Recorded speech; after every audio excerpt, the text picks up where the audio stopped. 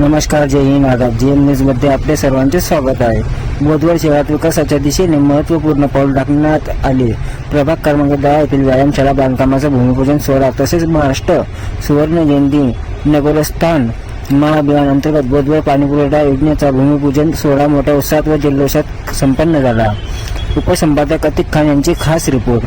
प्रभाग क्रमांक 10 व्यायामशाळा भूमिपूजन तरुणाईला सुष्ट आरोग्य, सकारात्मक ऊर्जा आणि उत्तम क्रीडा सुविधा उपलब्ध व्हाव्यात या उद्देशाने प्रभाग क्रमांक 10 मध्ये आधुनिक व्यायामशाळेचे भूमिपूजन करण्यात आले. या व्यायामशाळेमुळे परिसरातील युवक युवतीचा दर्जेदार सुविधा मिळून आरोग्यदायी वातावरण निर्माण होणार आहे. महाराष्ट्र सुवर्ण जयंती नगरस्थान महाअभियान बोधवड पाणीपुरवठा योजना महाराष्ट्र सुवर्ण जयंती नगरस्थान महाअभियान अंतर्गत बोधवड शहरातील अत्यंत महत्त्वाचे असलेल्या पाणीपुरवठा योजनेचे भूमिपूजन करण्यात आले.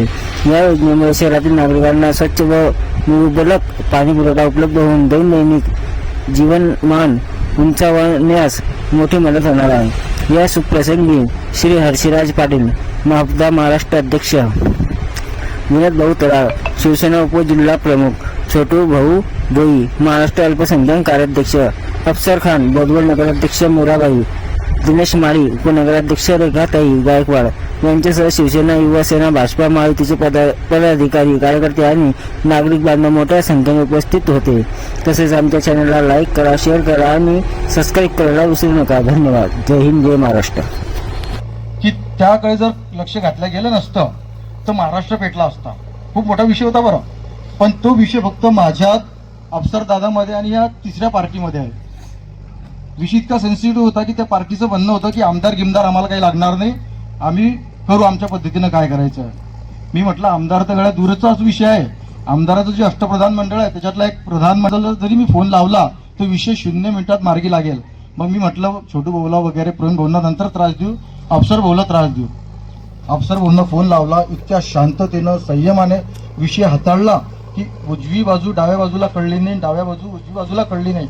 इतक्या छान पद्धतीने विषय मार्गी लागला की जे होणारा अनर्थ होता आणि खरोखर महाराष्ट्राच्या न्यूज चॅनलमध्ये आपल्या बोधवडचं नाव निगेटिव्ह स्वरूपात आलं असतं, पण अफसर भाऊच्या माध्यमातून तो विषय खूप हाताळला गेला आणि तो आता विषय कळलेला आहे. अशी सगळी टीम आहे भाऊंची की जी दिवस रात्र काम करत आहे.